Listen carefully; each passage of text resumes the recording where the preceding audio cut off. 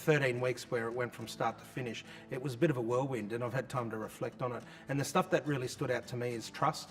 You've got to trust people that are around you. When you're a startup entrepreneur, you know, you're a bull at a gate, and everyone else becomes a bit of a passenger while you're driving this car at 100 miles an hour.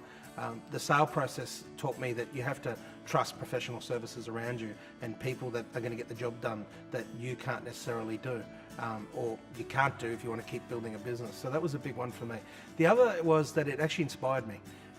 It inspired me to go on and keep creating other businesses, and then making sure that I actually start them with an end in mind. So other businesses that I've got now, I make sure that I'm very clear in the way that I'm doing things, that I've got a sale in mind, and more importantly, I've got structures and procedures in place so that we don't have to go back and fix up issues and problems. So that's what I've learned out of the whole process.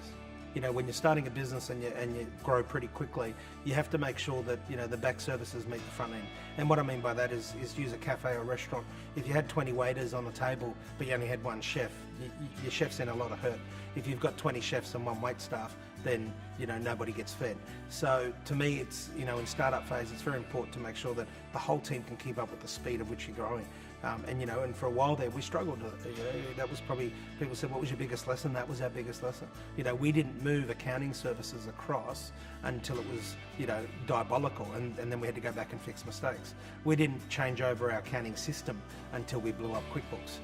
So that was some of the stuff that, you know, we learned along the way that could have been quite costly if we didn't have good people around us. But, you know, you have to constantly go back, and now it's funny enough that, you know, BRW wrote about it, where I said in 2008 or 2009, take a machine gun to your business. And I don't mean literally, of course. I mean that you need to be looking at constantly the holes that need to be repaired in your business as you grow.